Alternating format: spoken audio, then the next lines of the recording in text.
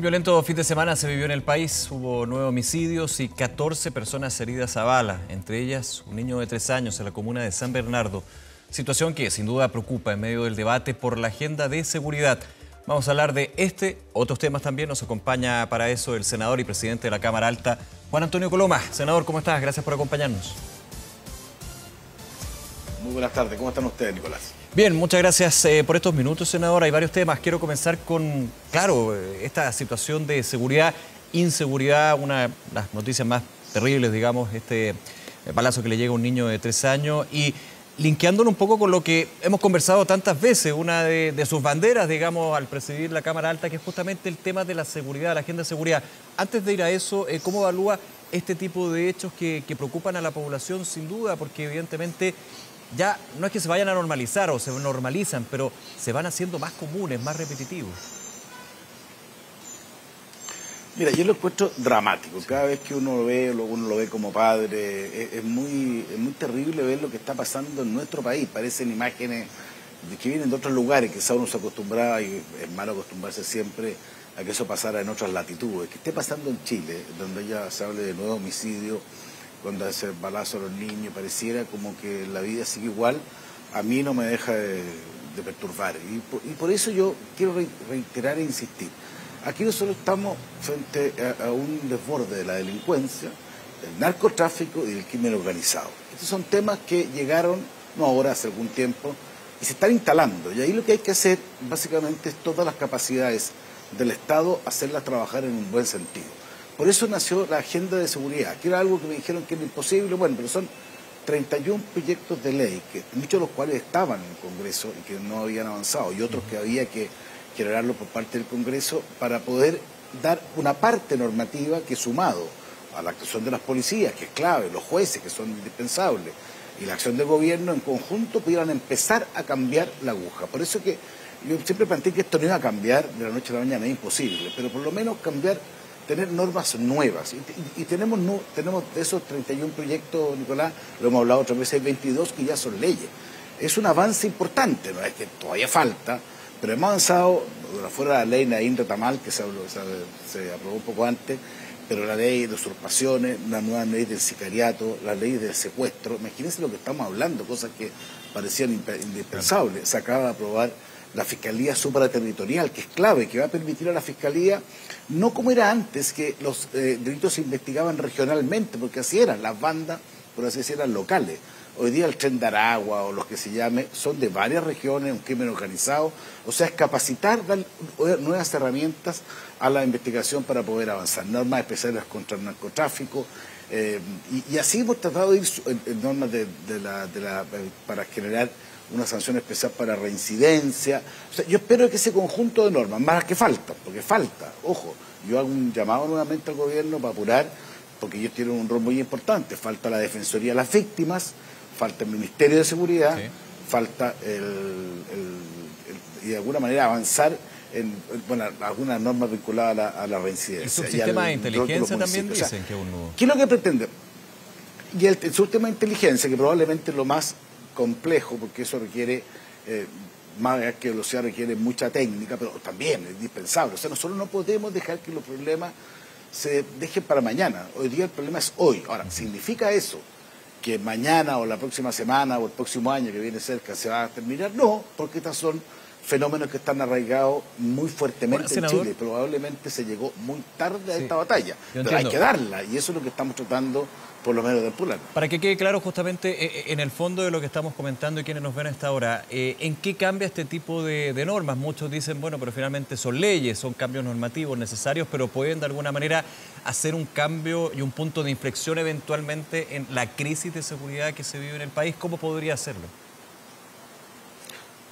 Te voy a dar 3 ejemplos cortitos. Ley Naín Retamal permite retomar la autoridad de Carabineros. Carabineros, hasta antes de esta ley, mira lo que pasaba. Si participaban en un disparo, disparaba defendiéndose o defendiendo a alguien, automáticamente era imputado. ¿Qué significaba ser imputado? Que era alejado de la institución mientras durara la investigación y en muchos casos perdía el sueldo. Hoy día hay una presunción, se puede aprobar en contrario, de que está actuando en legítima defensa y el carabinero sigue trabajando. O sea, no es imputado como era anteriormente. Es un cambio muy importante en la forma de defender al país. Segundo, la ley de usurpaciones. Hasta antes de esta ley alguien se tomaba una vivienda social, yo lo vi, así que no estamos imaginando cosas, o cualquier predio, y esa persona si a las 12 horas no era desalojada, se quedaba por 5 años o 10 años, eso era digamos, absolutamente imposible. Tercero, lo que se acaba de aprobar la Fiscalía Superterritorial. Fíjate que hasta ahora, hasta antes de esta norma legal, una fiscalía, si tenía una lógica global de que habían entrado por Arica, después habían ido al Maule, después habían ido a O'Higgins, cada cosa se investigaba aparte. Hoy día se dio herramientas, y esto fue pedido por el fiscal, para que haya una fiscalía que se haga cargo de todos los delitos del crimen organizado, para que pueda ir viendo cuáles son las vinculaciones, las causalidades, la forma de relacionarse. Eso obviamente, ahí te doy 3 ejemplos de ley, hay muchos más, son 22, pero que de a poco van moviendo la aguja. Ahora, todo esto en la medida que tengamos obviamente fiscalía, jueces, acción de gobierno que funcionen también en línea, y eso es una cosa que siempre uno tiene que estar exigiendo. La que yo quiero compartir, que para mí este tema, mira, yo encuentro de un dramatismo que si no hacemos un esfuerzo máximo, yo no sé, hasta ahora por lo menos nunca se había hecho un esfuerzo de este tipo, pero sigamos, no bajemos los brazos, porque esto al final tenemos que de alguna manera enfrentar y ganar. Esta es una batalla que de otra manera simplemente va a destruir Chile, y eso yo creo que nadie lo quiere. Sí, estamos cerrando el año y en ese punto, y siguiendo en ese mismo tema, por supuesto, senador, le quiero preguntar, ¿cómo evalúa usted la postura que ha tenido el gobierno y los actos y acciones que ha tenido como colegislador en esta agenda de seguridad? Nos ha tocado hablar varias veces y en algunos minutos usted decía, bueno, me gustaría que pusieran un poco más el pie en el acelerador, ha sido más duro en otras ocasiones con el gobierno, ahora ya cerrando el año y viendo lo que ha sido la aprobación y los temas pendientes, ¿cómo ve usted lo que ha sido el trabajo en ese sentido del gobierno para este tema? A ver, a mí me gustaría que esto se hubiera cumplido el 100%, llevamos el 70%. ¿Es un avance? Sí. Pero yo creo que el gobierno empezó muy lento. Yo creo que le costó mucho entender, estamos hablando de abril, que esto había que apurarlo, porque los temas hay que resolverlos. Ahora último, yo le he visto que le ha puesto más empeño. Ojalá este esfuerzo siga en el mes de enero, digamos, para ser capaces de despachar lo que falta. Porque siempre hay buenos argumentos, como en todas partes, para darle una segunda vuelta, una tercera vuelta a un tema. Lo que pasa es que la delincuencia entre medio no espera, el narcotráfico espera menos, el crimen organizado va avanzando. Entonces, uno tiene que tener esa disposición anímica, de fuerza, de energía, de vigor, de ganas, de hacerlo ahora ya. Y eso yo he echado de menos. Insisto, algo se ha avanzado y no podría no decir que nada. En los últimos 2 meses, probablemente si hubiera sido todo el año igual, habríamos sido capaces de abordar toda la agenda en su global. Dejémoslo un pendiente y ojalá que cuando termine, por lo menos el periodo en el Senado, podamos haber terminado esta agenda que al final no tiene otro elemento que darle elementos modernos para enfrentar un crimen que naturalmente cambió y que hoy día tiene asustado al 90% del país. Ahora, le preguntaba por su evaluación del gobierno, le pregunto también por la evaluación que tiene usted sobre el rol del Congreso en la discusión de estos proyectos de ley. Yo le he puesto harto empeño, fíjese, yo de verdad, uno siempre cuesta, y hay probablemente muchas razones, pues uno va a criticar el Congreso, pero si uno mira, digamos, el nivel de los proyectos y el debate que se ha producido y en la Cámara y en el Senado, en las comisiones de seguridad, en las comisiones de Constitución, si uno revisa las actas, yo estaba presente en varias de esas discusiones, han sido muy... Yo creo que hay conciencia de que el problema no admite más demora. Yo en eso creo que por lo menos estamos... Mire, yo veo por lo menos, la única cosa que a mí me tiene algo optimista es que uno ve que se está remando para el mismo lado. Y eso ayuda mucho, pero también hay que entender que la velocidad sí importa. Y te voy a poner el ejemplo de la Defensoría de las Víctimas.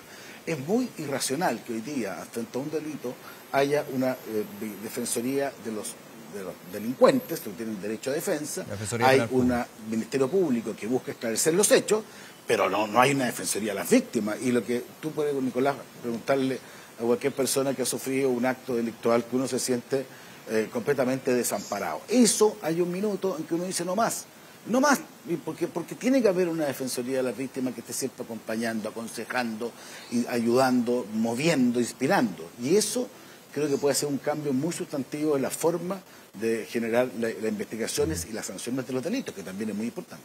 Tema relacionado, me enfoco en la macrozona sur. Senador Coloma, ¿qué le parece la iniciativa, la propuesta que hace la directora del Instituto Nacional de Derechos Humanos con respecto a hacer una mesa de diálogo que aborde la situación de violencia en la macrozona sur, donde estén todos. Especificó y entró más en detalle de esa entrevista en el Mercurio, Consuelo Contreras, y dijo que también consideraba a los grupos extremos, pero que dieran el compromiso de dejar las armas de un espacio de... Sí, mira.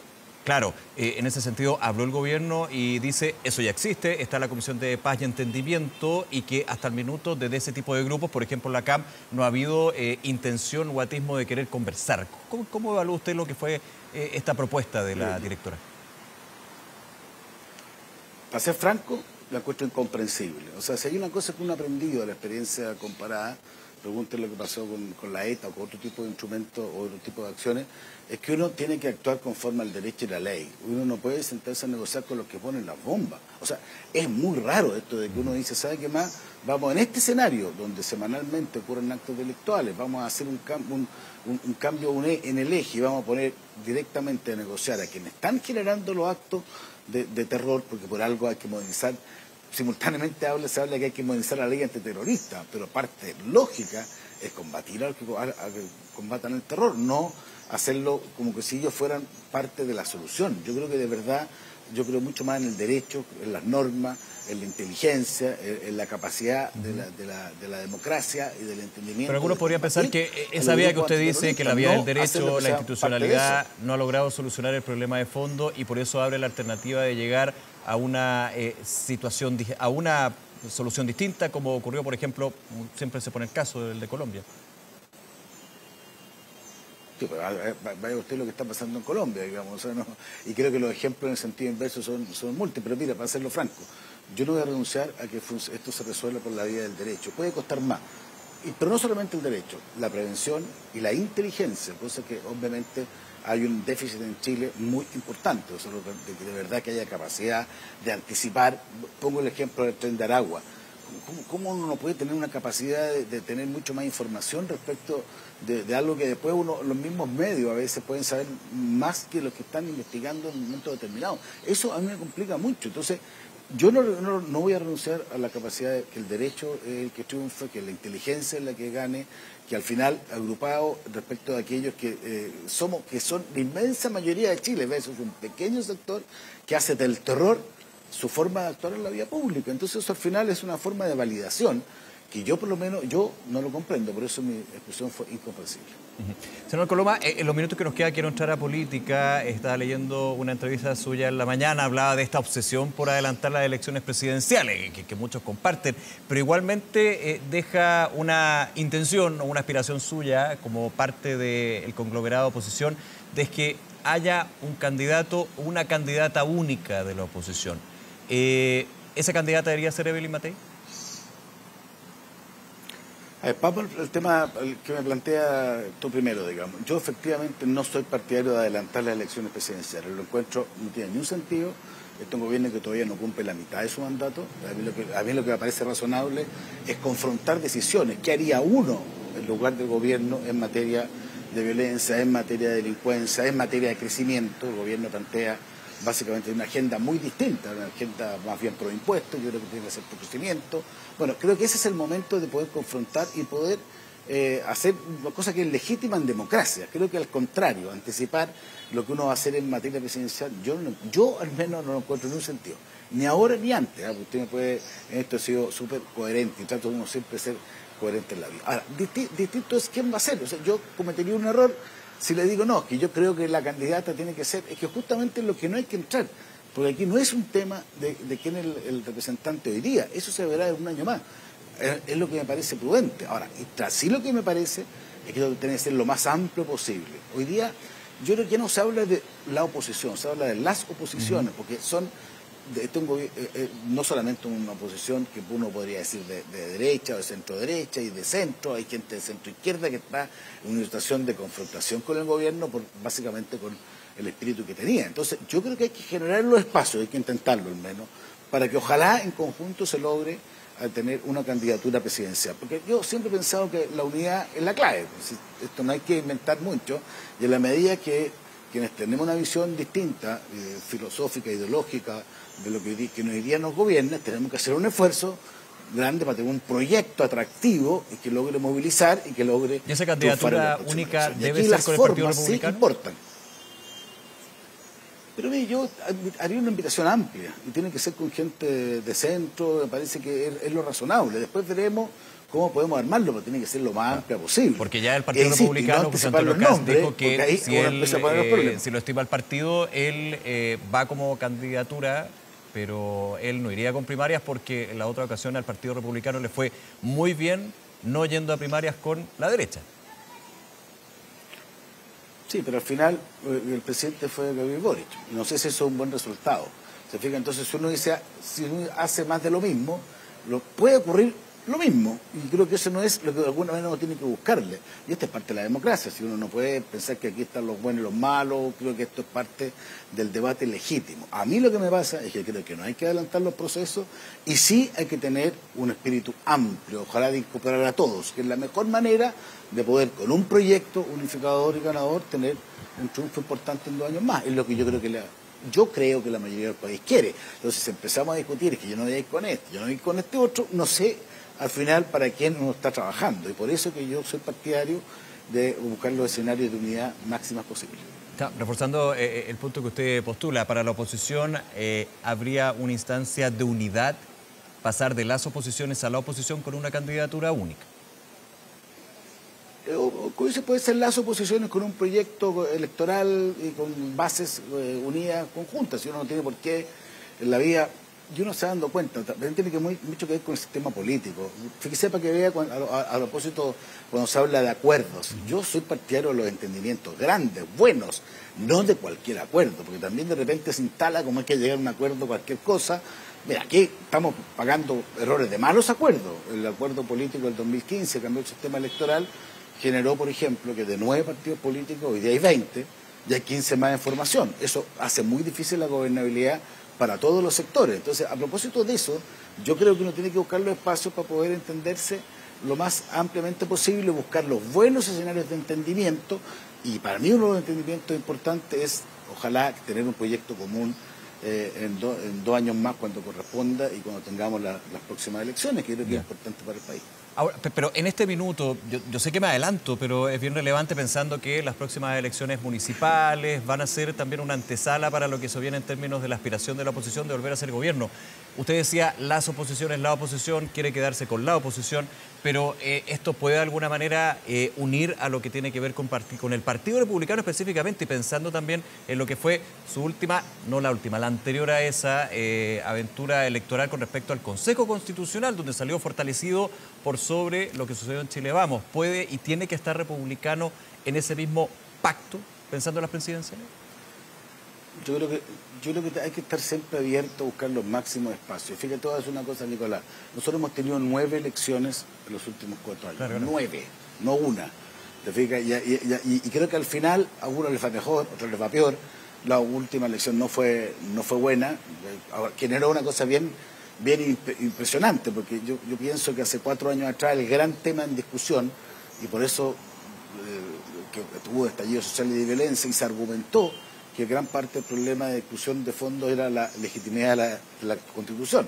Han habido 2 elecciones específicamente sobre eso, y obviamente hoy una legitimidad que hoy día es incuestionable, y eso es parte de lo que uno tiene que entender para adelante. O sea, pero el tema de fondo es que uno no puede quedarse clavado con una votación entendiendo que nada más cambia. Las cosas cambian y creo que las necesidades también van evolucionando. Entonces, yo creo que a mí me hace de sentido común, puede que alguien piense distinto, o muchos pueden pensar distinto, me hace de sentido común hacer un esfuerzo lo más amplio posible, con una plataforma en que quepan los más que se pueda. Me parece razonable. Senador Juan Antonio Coloma, nuevamente agradecerle que haya conversado con nosotros a esta hora. Que le vaya muy bien, senador. Muchas gracias. Hasta luego, nos vemos.